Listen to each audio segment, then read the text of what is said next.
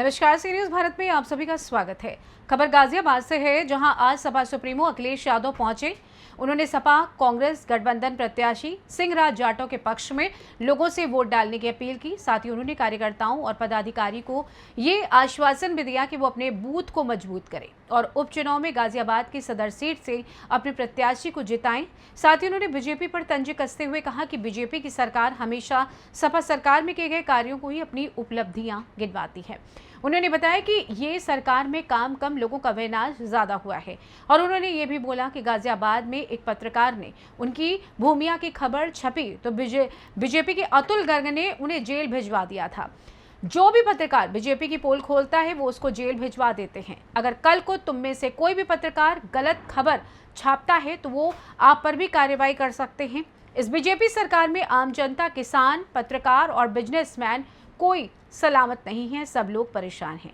इस सरकार में पत्रकार दबाव में काम कर रहे हैं। अगर वो सही तरीके से काम करते हैं तो उनको या तो जेल में बंद करवा दिया जाता है या कुछ भी उनके साथ गलत होता है। उन्होंने गाजियाबाद कोर्ट में हुए वकील पर पुलिस ने जो लाठीचार्ज किया था उसकी भी निंदा की। ये साबित कर रहा है ये साबित कर रहा है लेकिन लखनऊ दिल्ली में सब कुछ ठीक नहीं है और इस प्रदेश ने जो डीजीपी दिए, जो नई परंपरा शुरू की कारवाहक की, आप देख लीजिए 50 पायदान हैं। वो अधिकारी कितने निराश हैं, कितना मनी मन दुखी हैं कि उन्हें मौका नहीं मिला काम करने का। कितने आईपीएस होंगे जिन्हें मौका नहीं मिला और अपने खासम खास और अपने पक्के को बैठाने के लिए, इसलिए कि जिससे कि बेईमानी की जा सके, जिससे अन्याय किया जा सके, जिससे कानून की धज्जियां उड़ाई जा सकें, इसलिए सरकार अपना ऐसा फैसला कराना चाहती है, नियम बनाना चाहती है कि उन्हीं के कोई न कोई बैठ जाए। जिनको खुद का अपना भविष्य नहीं पता है कि 2 साल चलेंगे कि नहीं चलेंगे, वो 2 साल के नियम बना रहे हैं। यूपी बजट से जो अभी सुप्रीम कोर्ट ने इलाहाबाद हाई कोर्ट के फैसले को रद्द किया है, साथ देखिए यूपी सरकार को, देखिए ये फटकार कोई नई नहीं है। अभी तक के कार्यकाल जो देखेंगे आप, सबसे ज़्यादा हाई कोर्ट, सुप्रीम कोर्ट की फटकार अगर किसी को मिली है तो उत्तर प्रदेश सरकार को मिली है। समय समय पर उत्तर प्रदेश सरकार ने अनकॉन्स्टिट्यूशनल काम किए हैं और उसका परिणाम ये है कि हाई कोर्ट और सुप्रीम कोर्ट हस्तक्षेप करता है और हमें पूरा भरोसा है कि जितने भी अनकॉन्स्टिट्यूशनल फैसले लिए हैं सरकार ने, वो सब टर्न डाउन होने चाहिए। अच्छा, योगी जी ने दोहराया सर, एक रहेंगे सर का जो ट्रेंड चल रहा है। अच्छा, योगी जी ने आज एक रहेंगे और सपा और कांग्रेस लोगों को जाति के नाम पर बांटने का काम कर रही है सर। ये सुधार हमारे पत्रकार साथियों को सुधार सुनने को मिल गया। ये सुधार नहीं है। डिवाइड का हिंदी क्या है? बांटो। डिवाइड एंड रूल नारा दिया था अंग्रेजों ने और अंग्रेज तो चले गए लेकिन अपने वचन छोड़ गए। ये वचनवंशी लोग हैं अंग्रेजों के, इसीलिए इन्होंने इस तरह के नारा दिया था। ये भारत और खासकर उत्तर प्रदेश का समाज ऐसे नारों को कभी स्वीकार नहीं कर सकता है। जब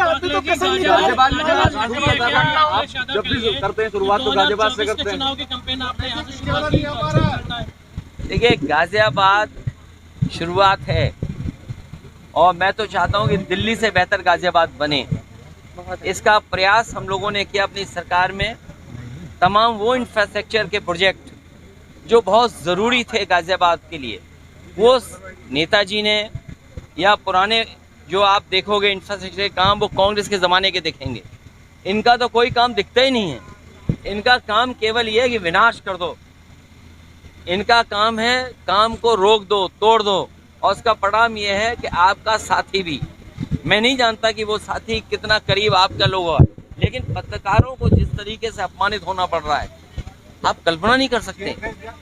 जेल तो भेजा ही भेजा है और मैं कहता हूं अगर आप सच दिखाने लगोगे तो आप में से भी कुछ लोग जेल चले जाएंगे।